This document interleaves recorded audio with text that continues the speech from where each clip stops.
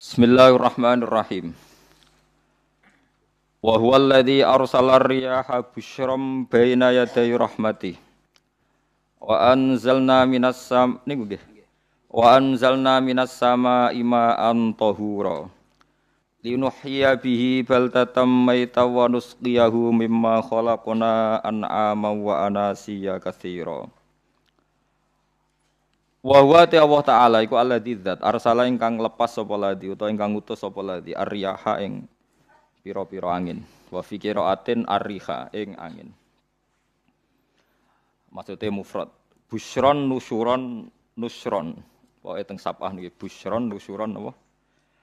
Busyron nusyuron hale ingkang nyebarno utawa hale ingkang dadi berita gembira bena di rahmati ana ing ngarepe sedurunge rahmate Allah. Mesti ana ing ngarepe sedurunge rahmate Allah. Maksude udan niku. Mutafarriqatan tegese den utus kelawan beda-beda. Kudamal matori ana ing sedurunge udan, ngarepe udan, mukadimah udan niku ana angin. Wa fi qiraatin bisukunis sin kelawan sukunis sin takhfifan nusron. Wa fi ukhra bisukuniha fathin nun nasron masdaron. Wa fi ukhra bisukuniha kelan sukunis sin wa dhammil muwahhadah lan dhammai ba badalan nun hale dadi gendine nun kira kita busyron. Terus nak teng sapah iku nusyuron kalian nasron. Terus nak kira kita napa busyron. Jadi wa dhammil muwahhadah dhammai ba titik sitok busyron nggih badalan nun. Dadi boten nusyuron tapi napa busyron. Mubasyiratin tegese angin niku nggih berita gembira. Wa mufradul ulati mufrate sing pertama iku nusyur. Nusyuron ka rasulin rasul rusul. Nggih nusyur. Wal akhirah utawi mufrate sing akhir iku nasyir. Wa anzalna lan nurono ingsun minas sama'i sanging langit ingsun nurono ma'aning banyu tahuron kang nyucekno. Mutahiron tegese kang nyucekno. Kaya anut ana sing nyucekno ora ana banyu najis. Di kula terangno nggih cara mazhab Abu Hanifah banyu iku ora iso najis. Wis pokoke banyu iku nyucekno dadi ora iso napa najis. Tapi kalau dalam mazhab Syafi'i itu air yang tidak sampai 2 kolah.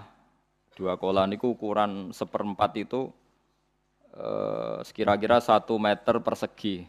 Berarti kiri kanan atas bawah niku napa? 1 meter niku pun 2 napa? Kolah. Niku nak cara Imam Syafi'i, jika air sebelum 2 kulah itu kena najis sedikit rubah atau tidak rubah najis, nggih. Tapi kalau terlalu banyak meskipun kena macam-macam tidak napa? Tidak najis. Terus illa mata ghayyara kecuali yang rubah. Di misalnya ada limbah, ada kubangan besar gitu yang beribu-ribu liter tapi kok warnanya sudah warna coklat ya kayak tinja macam-macam itu dihukumin apa? Najis. Tapi wis macam-macam malah madhab dalam air itu. Tapi saya pastikan itu madhab ulama. Saya pastikan itu madhab ulama. Kalau teks hadisnya begini nih, monggo nak jinan api latihan ijtihad, kok menyesatkan ya ora apa-apa, sementing ini latihan. Ya. Jadi di Madinah, ini hadis di Musnad Ahmad. Di Madinah itu ada sumur, bukan sungai loh. Saya ulang lagi sumur, bukan sungai. Kalau sungai itu konotasinya kan luas, panjang, mengalir. Ini sumur, bener-bener apa? Sumur. Sumur, ya gedene sumur enggak sepiro.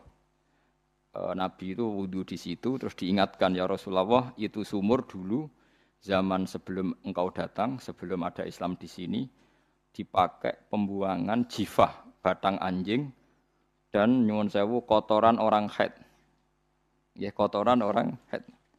Terus saat itu Nabi ngendikan alma tahurun la yunajjisuhu syai'un. Kata Nabi yang namanya air itu menyucikan. Tidak pernah bisa kena najis. Alma tahurun la yunajjisuhu syai'un. Terus Nabi wudu. Ya sudah begitu. Ya sudah begitu sampai rasa bojiro-jiro. Alhamdulillah hadisnya ngono. Ya kan ya, paham kan ya? Mana nak sampean ditangkleti? Kulon sering ditanya sama orang-orang Jakarta, Gus, saya ini punya air langganan PDAM, itu dikelola dari sungai ini. Padahal sungai ini mulai tinja sampai sapi tank macam-macam ya ke situ semua, Gus. Terus enggak baunya karena kaporit. Itu gimana itu, Gus? Suci ndak itu? Terus saya tanya, "Lah kamu pakai ndak?" Ya sudah pakai tapi tetap tanya hukumnya. Itu kan seperti yang di Jakarta itu kan misalnya yang diolah itu kan sungai macam-macam tuh, Gus. Lah itu yang limbah keluarga ya kalau untuk nyuci piring enggak apa-apa. Sapi tank macam-macam kan ke situ juga. Ya kan ya, cara kok istihad ya. Karena kalau menurut Syafi'i, dua kolah pun tidak ada pengaruhnya kalau terlalu banyak apa? Bahan yang apa? Najis, yang limbah itu yang najis. Ya jelas najis ya. Kalau teletong sapi kan ijek ono intikal madhab, rausul makul tohir. Kotoran hewan suci itu suci. Masih banyak madhab yang mengatakan bahwa kotoran barang suci itu suci, masih bisa intikal. Kalau kotoran manusia itu lebih kriminal, enggak ada mazhabnya itu. Jadi kotoran wedhus iku ana ulama sing darani suci, tapi nek kotoran ruhin gak ono. Nah, itu kan repot. Makanya kata sebagian ahli hadis, sebaiknya hadis itu tidak usah diistihati, pokoknya Nabi ngendikan begitu gitu. Ya sudah orang terus ya sudah begitu. Paham gitu terus. Seperti di sini misalnya yang di sini Gajah Wong itu kan atasannya sana mulai kali Code kan wong macam-macam. Mulai wong buang kotor air besar, air kecil kan lewat semua. Macam-macam. Makanya masalah air itu pokoknya sifatnya air itu ma'an tahura. Sifatnya air itu mensucikan. Mensucikan itu dua dalam mazhab Syafi'i itu. Air dan tanah. Air dan tanah. Terus sama Abu Hanifah ditambah satu. Ini kalau sampean coba tidak apa-apa, api. Makanya kalau ada boto, coroknya apa mus? Boto, boto bangunan, boto. Itu kan kebanyakan kan kadang kan tipak buahan pletong itu kan ya. Terus dipakai boto. Campur-campur, diulet-ulet. Terus jadi apa? Boto. Cara madzhab Syafi'i tetap najis, dipakai masjid tidak bisa karena sebagian bahannya dari apa? Najis. Cara mazhab Hanafi suci karena sudah dibakar. Karena api itu termasuk alat mensucikan. Alasannya Imam Abu Hanifah, orang yang fasik-fasik itu nanti disucikan pakai api neraka. Berarti api itu bagian dari alat mensucikan. Jadi misalnya Ruhin mau sholat dibakar, sholat suci itu. Karena api itu mensucikan. Buktinya orang-orang yang masuk neraka nanti sebelum masuk surga kalanya disucikan dengan api. Mana ada di neraka disucikan pakai air. Hanya kalau ada batu bata itu yang dipakai dari najis ya, kemudian dibakar, itu berarti cara mazhab Hanafi suci. Alhamdulillah itu. Jadi kita bikin masjid nyaman karena bahannya dianggap apa? Suci. Lewat apa? Lewat apa? Api tadi dia dibakar. Tapi yang ngeri ya. Nggih.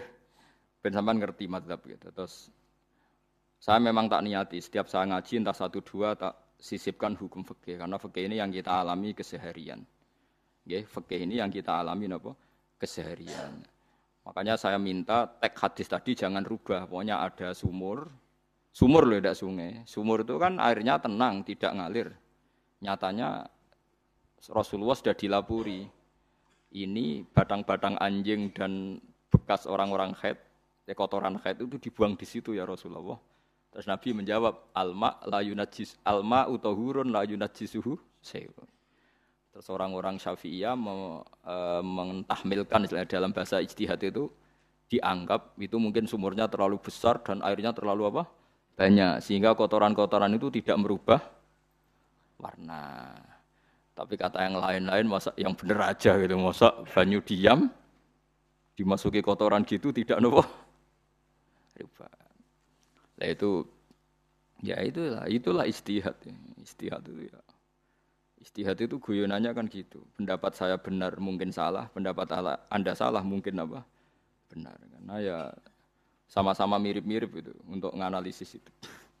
Yang jelas Allah mensifati air itu ma'an tahura, bahwa air itu punya sifat dasar mensucikan. Nek cara kula niku asal tidak terlalu ketok najis ngoten niku. Kaya PDAM ngoten niku. Enggak gak ambu taek terus gak ambu apa nek suci wonten mawon. Takoki tapi kan asal usulnya di sana najis gini. Asal usul barang kok repot. Kalau sering dibantai tiang-tiang sing terlalu napa was-was. Tapi jelas Gus saya tahu sendiri. Sapi teng itu ngalir ke sungai gini-gini saya tahu sendiri. Tak jawab, saya juga tahu sendiri dari langit itu langsung air turun. Jadi artinya kalau dia melihat sisi najis ke sapi teng, kamu melihat sisi dari gunung Merapi, dari langit kan langsung turun. Jadi kalau eling najis ya, tak eling suci ini kan saya gitu. Dia ngilingi yang sisi najisnya dari apa? Limbah apa? Keluarga. Wa anzalna minas sama ima antahura. Air itu mensucikan. Nah, terus kedua masalah fikih yang saya jelaskan di sini, tahur itu sifat mubalaghah dalam madhab selain Syafi'i. Saya ulang lagi ya. Kula warai lugat ke. Kalau orang biasa terima kasih disebut syakir, disebut apa? Syakir. Kalau terlalu banyak terima kasih disebut apa? Syakur. Kalau kadang memaafkan disebut ghafir, orang yang memaafkan. Kalau sering memaafkan disebut ghafur. Jadi dalam disiplin lughat kalau wazan fa'ul itu berarti menunjukkan terulang-ulang. Paham nggih Pak? Apa? Terulang-ulang. Sehingga mazhab selain Syafi'i mengatakan air satu ciduk kan ya. Dipakai wudu, setelah itu mustakmalnya dipakai lagi boleh. Mustakmalnya dipakai lagi boleh. Alasannya fa'ul itu mubalaghah gitu loh. Jadi sesuatu yang terulang. Paham ya? Saya ulang lagi ya. Tohur itu kan wazannya fa'ulan. Tohuran berarti wazannya fa'ulan.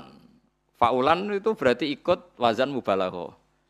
Kalau ghafir mengampuni, kalau ghafur sering mengampuni. Syakir terima kasih, kalau syakur sering terima kasih. Berarti kalau tohir suci, kalau tohur sering mensucikan. Nah, makanya selain Syafi'i mengatakan air asal suci mensucikan, dipakai berkali-kali tetap suci mensucikan. Artinya tidak ada mustakmal, tidak ada apa? Tapi kalau dalam mazhab kita kan sekali bekas wudu mustakmal, bekas junub mustakmal karena sudah pernah dipakai sesuci. Nah itu mazhab kita, mazhab Syafi'i. Sama nanut di, soalnya kalau cerita sama nak kedesek, nganggo sing gampang mawon, jadi gampang kan.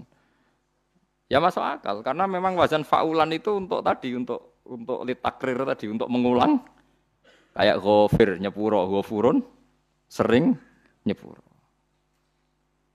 Paham ya? Makanya orang itu kalau zalim itu ya zalim. Kalau zalum banget zalime. Makanya disebut Quran wa kanal insanu zaluman jahula. Zalim itu zalim biasa, zaluman banget zalime. Jahil itu goblok biasa, jahulan banget gobloke. Berarti kalau tohuron banget nyuciin berarti diulang-ulang. Makanya mazhab lain mengatakan air itu tidak ada mustakmal. Dan saya kadang ya intikal mazhab begitu. Nah intikal gimana? Coba kalau di hotel itu mustakmal. Hotel itu kan kotaannya cilik tuh kan. Tahu nggak hotel mari ruhen. Kotaannya cilik. Terus kalau kita misalnya junub atau apa pakai ciduk itu kan tetap nyiprat tuh mus. Nyiprat kena banyu di kotak yang cilik. Jadi kalau gak intikal mazhab pusing kan kita. Iya kan? Terus kemudian intikal lah suci guys. Takoki pangeran, kok nggo bolak-balik intikal madzhab Gusti.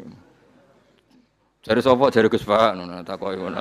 Lah kowe muni kowe kok ora takoki malah pusing. Kayak Mbah Khalil Bangkalan itu. Kalau nalkin mayit itu masyhur Mbah Khalil Bangkalan. Tidak nalkin mayit itu. Yo kan yo, aku sibuk urusanku akeh. Takoki malaikat ngenteni Mbah Khalil, tinggal mire. Sing ngono tok. Nalkin meneh. Yo jiyo soe nak takoki malaikat marabbuka manabiuka ngenteni ketuane. Maksudnya ngenteni dekne. Ya sudah ditinggalin.